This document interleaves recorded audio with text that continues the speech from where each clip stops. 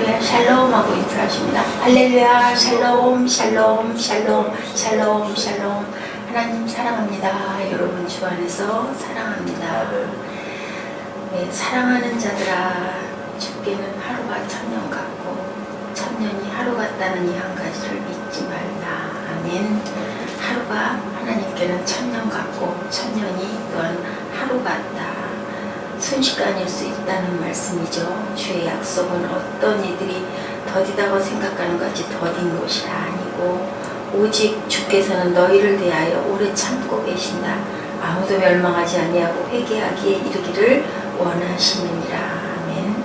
그러나 주의 날이 도둑같이 오리니 언제일지 우리는 모르니 그날에는 하늘이 큰 소리로 떠나가고 물질이 뜨거운 불에 풀어지고 땅과 그 중에 있는 모든 일이 드러나리로다.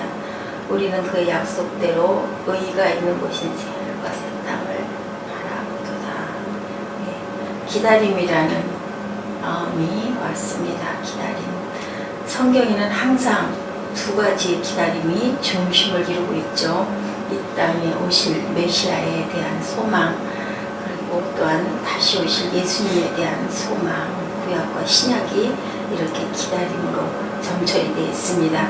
인생은 기다림인데 하루에도 일상에는 작은 하루하루의 기다림들이 있고 크게는 우리 인생에는 큰 기다림이 있는데 우리 기다림은 어떤 기다림을 해이고 있을까요?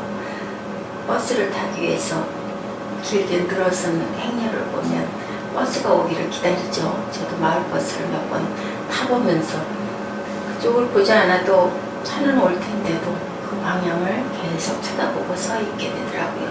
기다리는 마음이죠. 아내들이 남편의 퇴근 시간에 맞춰서 저녁 준비를 하고 집에서 기다립니다. 올 시간이 오지 않을 때는 처음에는 편안하게 있다가 나중에는 아주 조바심이 나죠. 게다가 연락을 해도 연락도 안 되고 시간이 늦은 밤 시간이 되도록 사람이 오지 않으면은 마음 다스리기가 굉장히 어렵습니다. 이렇게 기다림은 참 힘들기도 하고 설레이기도 하고 두 가지의 또 양상을 나타내고 있습니다. 꿈을 이루기 위한 인생 설계에는 또한 커다란 기다림이 있고 봄철에 씨를 뿌리는 농부의 마음속에도 또한 채소가 이렇게 싹이 나기를 조그마한 떡잎들이 나오죠. 정말 신비하죠. 보면은 씨를 심어놨는데 일주일 열흘 좀 지나면은 조그맣게 바로바로 솟아오릅니다. 그 기다림에서 오는 환희를 우리는 참 많이 봅니다. 학생들은 또한 입시를 놓고 얼마나 밤잠을 설치면서 준비하고 그리고 두려움과 초조함과 또 어차피 치를 거니까 얼른 지나가기를 바라는 어떤 기대, 그리고 또 아유 빨리 가버렸으면 좋겠다. 시험 끝나면 어때요? 완전히 축제장이 되죠. 어차피 끝났으니까 이제는 잘 본 사람도 못 본 사람도 그냥 그렇게 신날 수가 없습니다. 이렇듯 우리네 인생에는 크고 작은 기다림으로 차 있죠. 그런데 이 기다림에도 또한 실패와 성공이 있죠. 기쁨과 행복으로 기다리는 사람과 지금 말씀드린 대로 내가 알아요. 스스로가 시험을 잘못 보면 시험을 잘못 봐서 점수가 엉망으로 나올 텐데 두려운 마음으로 기다리게 되기도 합니다. 그러나 주의 날이 도둑같이 10절에 오리니 그날에는 하늘이 큰 소리로 떠나가고 물질이 뜨거운 불에 풀어지고 땅과 그 중에 있는 모든 일이 드러나리로다.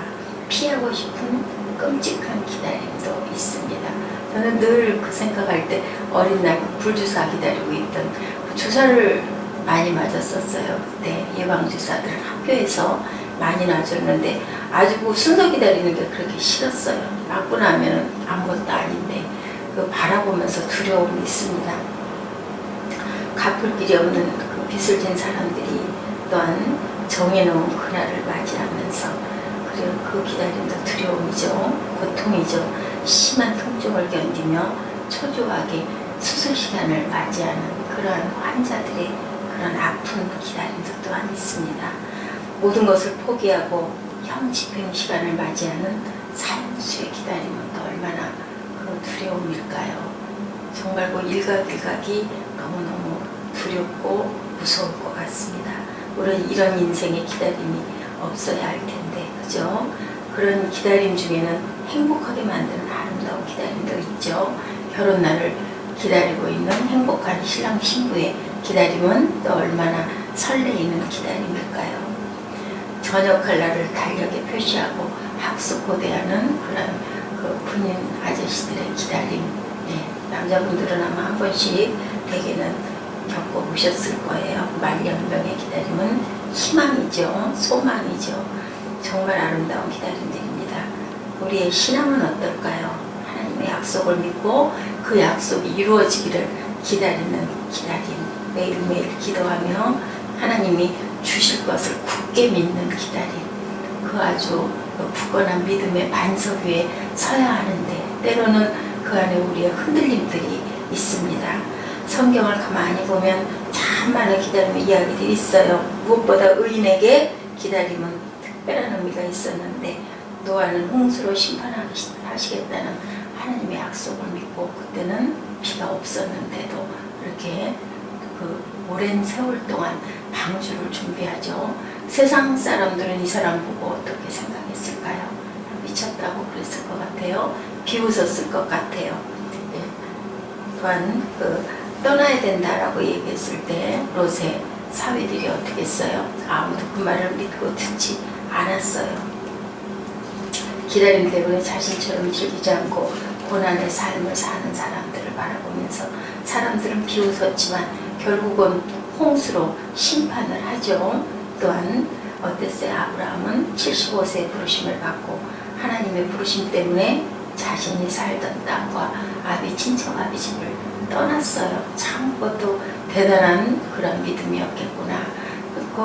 낯익고 익숙하고 두려울 것도 어려울 것도 없는 그 자리에서 우리가 떠나야 될 때 떠나고 싶겠습니까? 그런데도 하나님의 음성을 듣고 떠난 그런 믿음. 물론 그 도중에 과정들이 많이 있었지만 어쨌든 움직여서 갔다라는 것.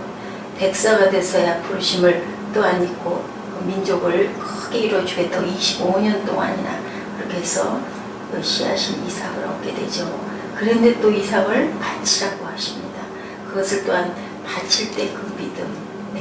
400년이 훨씬 지나서야 큰 민족을 이루고 출애굽을 할 수 있었던 그 아브라함의 그 믿음들이 결국은 어떤 믿음의 조상을 이루게 됩니다.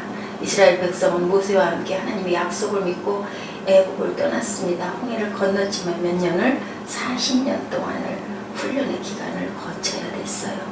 다윗은 양치기를 하다가 기름 부음을 받는데 그리고 나서도 또 15년 동안이나 왕이 되기까지 많은 기다림과 고난을 겪었던 그러한 세월들.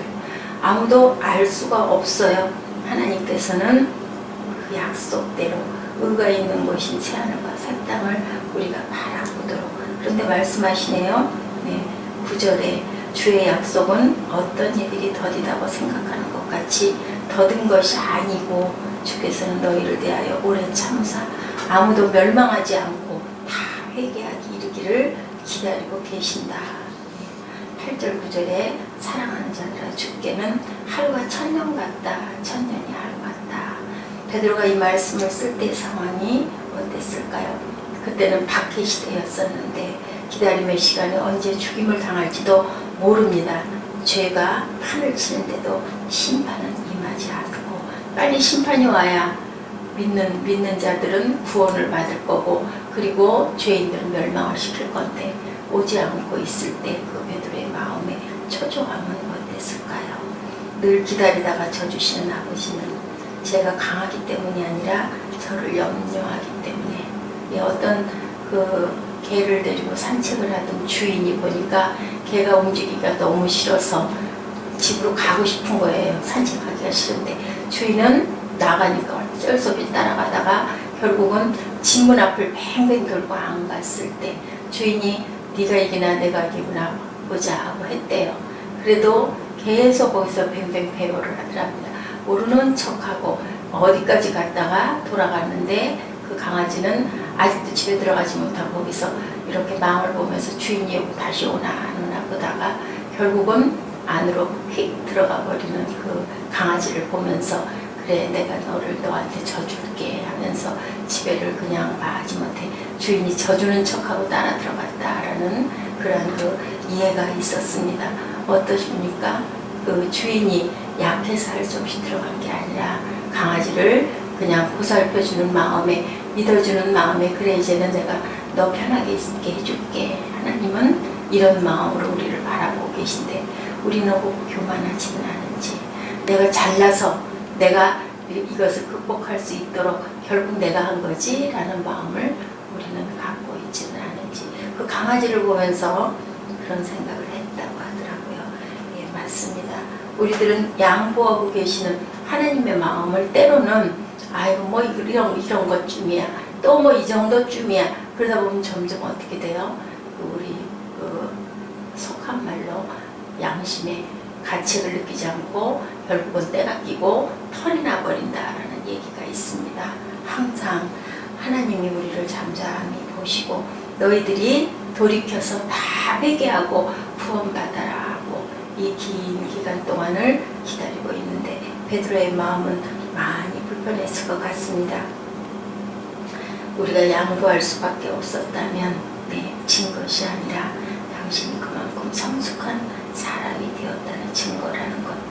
우리도 가끔은 그럴 때가 있죠. 그냥 말도 안 되는 소리이기는 한데도 얘기하면 아이들의 얘기를 들을 때 그냥 그래 그냥 내가 져주지 하는 마음이 있어요. 남편들이 아내가 때를 쓰고 투정을 부릴 때 그냥 둘이 다투면 시끄러워지니까 아유 그래 당신 아팠겠다 힘들었겠다 내가 잘못했어요. 서로 그럴 때 그건 사실은 져주는 건데 이렇게 우리가 더 성숙하기 때문에 져주는 거예요. 내가 잘나서 상대방이 잘나서 내가 진 게 아니라 그냥 져주자 하는 마음일 때 편안히 오는데, 또 반대로 받은 사람은 알면서도 뻑뻑 우긴 거 스스로도 조금 좀 알죠. 그러면서도 그냥 말을 안 할 때 더 많이 사랑하는 사람이 져주는 것 같아요. 네. 성숙한 사람들이 세상을 그렇게 평안하게 한다. 그런 날이 오기를, 싸움은 싸움인데 행복해서 눈물이 나는 그런 싸움. 네. 그래서 부부싸움 칼로 물베기, 사랑하는 사랑 싸움들은 그러다가 그냥 둘이 막 다투다가도 웃죠. 근데 이제 세월이 많이 지나가서 정말로 미워지고 보기 싫어지고 하면 피가 터지게 싸우기도 합니다. 그것을 하나님께서는 잘하고 잘못한 것을 바라보시는 게 아니라 싸우는 자체를 너희들이 분을 내고 싸우면 그것이 나에게는 이쁘게 보이지 않는다라고 늘 말씀하시죠. 그 메시지 성경이 이렇게 표현하고 있습니다. 그분은 여러분을 위해 참고 있습니다. 그분께서 종말을 유보하고 계신 것은 한 사람도 잃고 싶지 않으시기 때문입니다. 하나님께서는 모든 일에게 삶을 고칠 수 있는 시간과 공간을 베풀고 있다. 네. 그래서 항상 무엇이 가장 중요하다고 그래요? 세 가지의 중요한 게 있다고 그러죠. 이 세상에는 황금과 소금과 그리고 지금이라는 그 순간, 오늘, 지금, now가 굉장히 중요하다. 이것을 은혜를 받고 아내에게 문자를 쳤다고 합니다. 이 세상에서 가장 귀중한 것 세 가지 금이 있는데 뭔지 맞춰봐 하고 아내한테 문자를 보냈더니 답이 왔대요. 현금, 지금, 입금. 금전이 필요했던가 봐요. 그래서 남편이 다시 답을 했습니다. 방금, 조금, 입금. 이렇게 답했대요. 대단한 유머 아닙니까? 네. 그 답을 맞추라고 황금이 중요하고 소금이 중요하고 지금이 중요하다라는 그 말이 굉장히 감동이 와서 아내에게 문자를 쳤더니 아내는 돈이 필요하니까 현금 지금 입금해 주세요 하고 금으로 보내니까 지금 조금 입금했습니다 라고 답을 했다고 그래요. 우리 모두는 굉장히 서두르는 걸 좋아하지만 기다림은 많은 유익이 있을 뿐 아니라 깊은 뜻을 담고 있습니다. 서두름이 그렇게 좋은 것만은 아니죠. 왜냐하면 하나님께서는 어쩌면 하루가 첫날같이 엄청나게 기다리고 계신데 또한 첫날이 하루처럼 순식간에 모든 것들을 다 만들어버리시고 새롭게 엎어버릴 수도 있는데 하나님께서는 천일을 하루처럼 우리를 기다리고 계신다라는 거, 이사야 40장 31절의 말씀이 그런 의미일 것 같습니다. 오직 여호와를 앙망하는 자는 새 힘을 얻으리니 독수리가 날개치며 올라간 것 같을 것이요 다른 박질하여도 곤비하지 아니하겠고 걸어가도 피곤하지 아니하리라. 기다림은 지루하지만 기다림의 시간을 통해 우리는 뭐를 얻어요? 힘을 얻죠. 예. 여호와를 앙망한다. 그래서 제가 오늘 제목을 Wait upon the Lord라고 이렇게 한번 만들어 봤습니다. 주를 기다리는 거, 기다림이 지루함이 아니라 어떻게 해요? 희망으로 야훼를 기다림이 새 힘을 얻게 하고 바라볼 때 희망이 생기죠. 하나님께서 우리에게 주신 많은 약속들을 바라볼 때 희망이 생기고 그것을 내 안에 품어서 계속 키울 때 그것은 우리 눈앞에 이루어집니다. 하나님의 말씀은 1.1획도 변함이 없으시죠. 등산을 하면서 초행길을 갈 때 여러분들 어떠세요? 저 길 찾아 올라갈 때 꼭대기 올라가고 나면 내려올 때 너무 쉽지 않을까요? 길을 알고 나면은 올 때는 굉장히 빨라요. 어딘가를 찾아갈 때 내비를 찍어 놓고 찾아가도 그 길을 완전히 모를 때는 이 길이야 아주 신경을 엄청 씁니다. 근데 도착하고 나서 돌아올 때는 항상 집에 귀가할 때는 굉장히 빨리 오게 돼요. 참 이상하다. 똑같은 거리인데 왜 올 때는 이렇게 빠를까? 왜 그럴까요? 이제는 알았으니까. 그죠? 그래서 돌아올 때는 아주 편하게 옵니다. 이렇게 우리가 알고 남은 8절 말씀이죠. 사랑하는 자들아 주께는 하루가 천년 같고 천년이 하루 같다는 한 가지를 잊지 마라. 온 우주와 만물을 주관하신 하나님 안에서 시간을 너희들을 생각해 보라는 거죠. 하나님께서는 우리를 기다리는 게 얼마나 힘이 드실까. 예, 그 첫날 천일이라는 날짜를 하루처럼 매일 어떻게 바라보신다고 그래요? 눈동자같이 우리를 절대로 주무시지도 좋은 기도 않으시고 바라보고 계신다. 근데 그 바라보는데 어떻게 바라보세요? 잠잠히 바라보신다고 그러죠. 우리는 어떻습니까? 네. 1년 안에도 뭐 수만 번을 고함을 지르기도 하고 또 웃기도 하고 희망을 품기도 하고 소망을 갖기도 하지만 불평불만이 얼마나 많았습니까? 출애굽하는 40년 동안에 그 이스라엘 백성들 그거에 수천만 배는 될 것 같이 그 광야에 그 뜨겁고 그 추운 곳을 40년을 헤맬 때 어떻게 불평불만이 안 나올 수가 있었겠나. 우리 같으면 더 했을 것이다 라는 생각을 합니다. 마태복음 24장 43~44절에 너희도 아는 바니 만일 집주인이 도둑이 어느 시간에 올 줄을 알았더라면 깨어있어 그 집을 뚫지 못하게 하였으리라. 이러므로 너희도 준비하고 있으라. 생각하지 않은데 인자가 오리라. 주님께서 다시 오실 그날을 준비하고 기다리라고 말씀하고 계세요. 기다림의 시간이 축복이죠. 그래서 그 기다림은 결국은 10절에서 13절에 말씀하고 계시죠. 하나님의 날이 임하기를 바라보며 간절히 사모하라. 그날에 하늘이 불에 타서 풀어지고 물질이 뜨거운 불에 녹아지려니와. 13절입니다. 우리는 그 약속대로 의가 있는 곳인 새하늘과 새 땅을 바라보도다. 우리의 기다림으로 완성되는 것이 아니고 누가 하나님께서 우리에게 모든 것을 이루어 주시려고 기다리시는데 결국 어떻게 하라. 도둑같이 오니 너희들 깨어서 열심히 준비하고 기다리라고 말씀하십니다.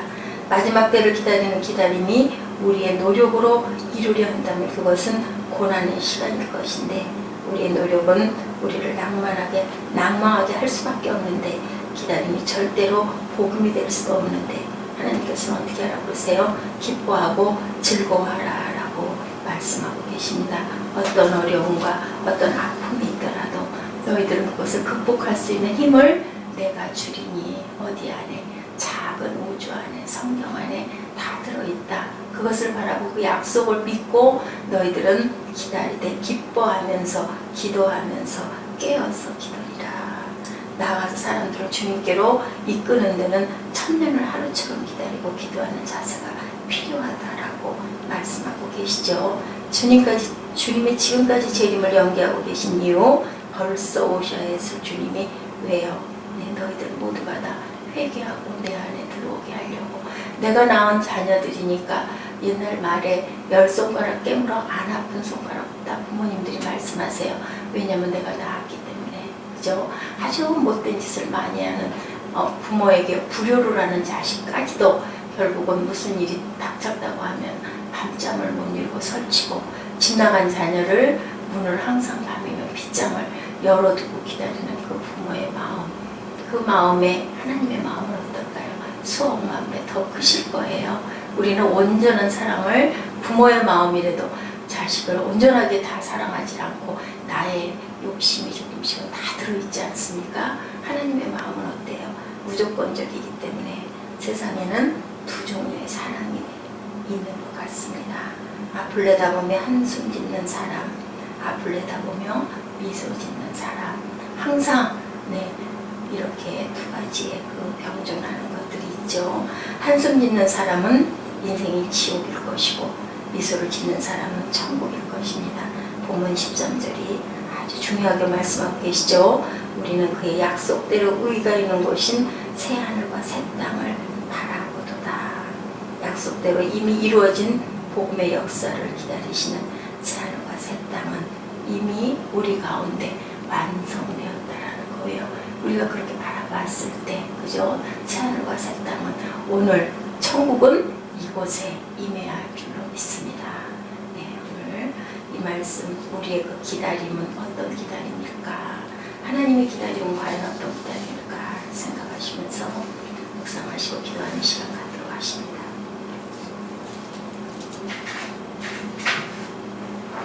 베드로후서 3장 13절 우리 같이 한번 고백하실까요?